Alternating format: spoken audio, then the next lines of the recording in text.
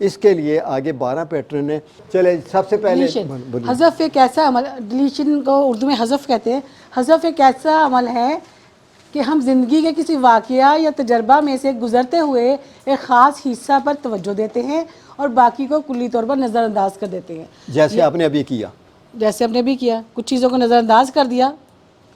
تو روزمرہ لائف میں بھی ہم یہی کچھ کرتے ہیں. اب ٹائپس آف ڈلیشن، آپ نے یہ دیکھنا ہے کہ آپ کیا کیا چیزیں ڈیلیٹ کر سکتے ہیں. ٹھیک ہے، اس کی ٹائپ سے ایک ہے غیر واضح اسم. ابھی ہم غیر واضح فعل، موازنہ، رائے دہندہ کی عدم موجودگی، اسم کی نامزدگی. جی آگے چلیں، ان کو اب باری باری ہم نا اس کو آپ کو ڈیٹیل بتاتے ہیں. یہ چیزیں ہیں جو ہم ڈیلیٹ کرتے ہیں. ایک ہے غیر واضح اسم. اسم کسی شخص یا جگہ یا چیز کے نام کو کہتے ہیں. مثلا انور، اقبال ٹاؤن، لاہور اور انار سب اسم ہیں. بعض اوقات لوگ ایسے جملے بول رہے ہوتے ہیں جن میں اسم بالکل واضح غیر واضح ہوتا ہے یا اسم کا ذکر ہی نہیں ہوتا. اس وجہ سے بعض معلومات حذف ہو جاتی ہیں. جب آپ ایسے جملے سنیں جن میں اسم استعمال نہ ہو رہا ہو تو اس کے لیے آپ کیا، کس اور کون کے سوال پوچھیں. اب آپ دیکھیے گا، اب وہ جملے ہیں، کچھ کیا جملے ہیں اور کس طرح سوال کرنے ہیں. اب یہ ہے، اس نے میرا مستقبل تباہ کر دیا. ہم بولے جائیں گے اس طرح، اس نے میرا مستقبل کس نے کیا؟ اب یہ ہے اسم ڈیلیٹ کر دیا، کس نے کیا، وہ بندہ بیچ میں سے ہو گیا ختم. تو ہم سوال کریں گے کس نے آپ کا مستقبل تباہ کیا. اچھا اب واضح ہو جائے گی. اگلا وہ مجھے پکڑنا چاہتے ہیں. اب دیکھیں کیا سمجھ آ رہی ہے، اس کا مطلب اس کو کلیئرٹی چاہیے. کون لوگ آپ کو پڑھنا چاہیے، آپ سوال کریں. اور پھر اسی طرح میں نے آپ سے بہت کچھ سیکھا. آپ کہہ رہے ہیں جی میں نے بہت کچھ، بھائی کیا سیکھا ہے، مجھے کیا سیکھا ہے، اس کو اسپیسیفائی کرنا.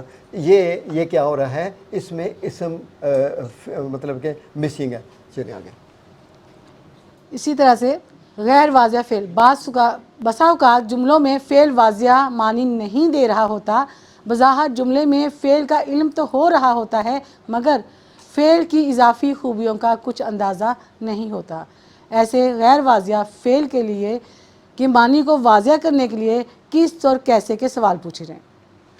اب آپ دیکھیں گے یہ سوال بھی آ گئے، یہ ہماری لینگویج میں مسنگ ہے. اور NLP کیا ہے کہ لینگویج کے ذریعے آپ نے پروگرام کرنے ہیں اپنے نروس سسٹم کو. تو اس کا مطلب ہے کہ لینگویج بھی درست ہونی چاہیے، وربل بھی اور نان وربل بھی. اب دیکھیے گا، وہ کراچی گیا، کیا سمجھ آ رہی ہے، ہوا میں اڑ کے گیا، کیسے گیا. تو اس کا مطلب یہ ہے، پوچھیں کہ وہ کراچی کیسے گیا.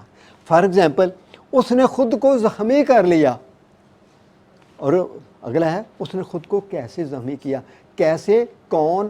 یہ سوال بڑے امپورٹنٹ ہیں. اور اس کے بعد کم از کم وہ کوشش تو کرتا ہے. ذرا غور کیجیے گا جملے کے اوپر، وہ کس طرح کی کوشش کرتا ہے. واضح نہیں ہے کوئی بھی. موازنہ، کمپیریزن. موازنہ اس وقت کر سکتے ہیں جب آپ کے پاس دو یا اس سے زیادہ چیزیں موجود ہوں. اگر دوسری چیز موجود نہیں ہے تو آپ ضرور پوچھیں گے کہ وہ کیا ہے. موازنہ کو مزید واضح کرنے کے لیے یہ سوال کریں کس سے یا کس کے مقابلے میں. اور یہ جو بات ہے نا کمپیریزن والی، یہ ٹی وی پہ جتنے اشتہار لگتے ہیں ان میں استعمال ہو رہی ہے، لیکن ہم لوگوں کو نہیں پتہ ہوتا. جیسے کہتے ہیں سر سب سے بہترین ہے، بھائی کس سے بہترین ہے، وہ بات ہی نہیں ہو رہی واضح. لیکن لوگ اس بات پہ توجہ نہیں دے رہے ہوتے. اب دیکھیے گا، ہماری مصنوعات زیادہ بہتر ہیں، کو واضح ہو رہا ہے. آپ کی مصنوعات کون سی مصنوعات سے بہتر ہیں، کمپیریزن.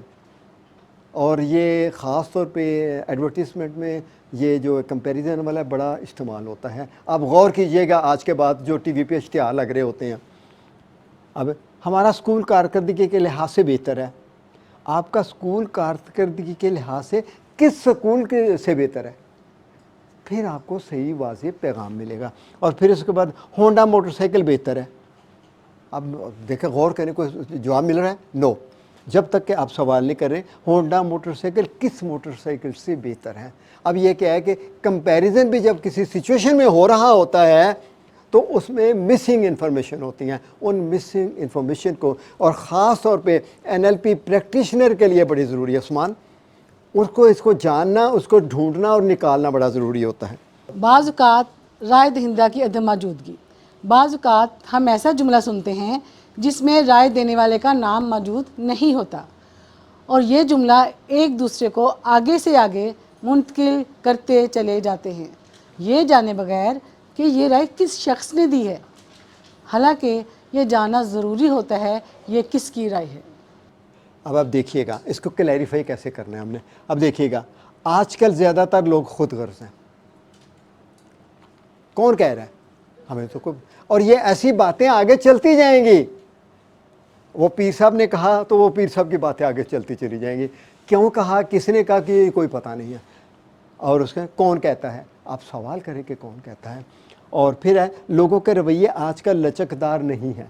اب کتنا غیر واضح جملہ ہے, کس نے کہا ہے کہ نہیں ہے.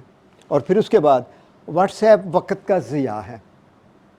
ہم سوچ تو رہے ہوں گے لیکن کون کہتا ہے کہ ضیاع ہے, ایسا کون کہتا ہے. یعنی کلیئرٹی ہونی چاہیے لینگویج میں جب ہم کسی سے کر رہے ہیں, اور خاص طور پہ پریکٹیشنر کے لیے تو یہ بڑا ضروری ہے. اس کے لیے تو بہت ضروری ہے اس کے اوپر عبور حاصل کرنا, تاکہ وہ اپنے کلائنٹ سے یا لوگوں سے بات کرتے ہوئے ان چیزوں کو واضح کر سکیں.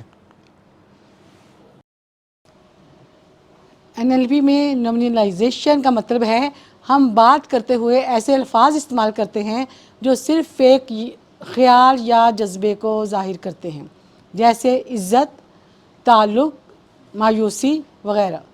یہ الفاظ جملے کو مبہم بنا دیتے ہیں کیونکہ ان سے ہمیں یہ نہیں پتہ چلتا کہ کون کیا کر رہا ہے, کیسے اور کب. NLP ہمیں سکھاتی ہے کہ ایسے الفاظ کو دوبارہ فعل یعنی ورب میں تبدیل کر کے سوال کریں تاکہ پوری اور واضح معلومات حاصل ہو سکے. اب جیسے دیکھیے گا کمرے میں مایوسی پھیلی ہوئی ہے, ایک بندہ اندر آتا ہے, وہ جی سارے کمرے میں مایوسی پھیلی ہوئی ہے. اب ذرا غور کریں کون کس کو مایوس کر رہا ہے. مایوسی پھیلی, کون کس کو مایوس کر رہے ہیں, دونوں ہی غائب ہیں. کون والا بھی غائب ہے اور کس والا بھی غائب ہے. یہ سب سے زیادہ ایمبیگوٹی اس میں ہوتی ہے نامینلائزیشن میں. ٹھیک ہے, اب اس کی سچائی نے حقیقت واضح کر دی. بظاہر جملہ ٹھیک لگ رہا ہے لیکن اگر آپ اس کا اب دیکھیں اس نے سچ بول کر کیسے حقیقت واضح کی, اس کی سچائی پر جانا. اور پھر ناکامی ہوئی, کون ناکام ہوا اور کب ہوا. اس طرح کے جملے ہماری روزمرہ زندگی میں ہو رہے ہوتے ہیں, اور خاص طور پہ جب کوئی کلائنٹ کو کسی کو ڈیل کر رہے ہوتے ہیں تو ان کو جاننا بڑا ضروری ہے. اچھا, پہلی بات ہو گئی تھی ڈیلیشن کی, اب ہے ڈسٹورشن.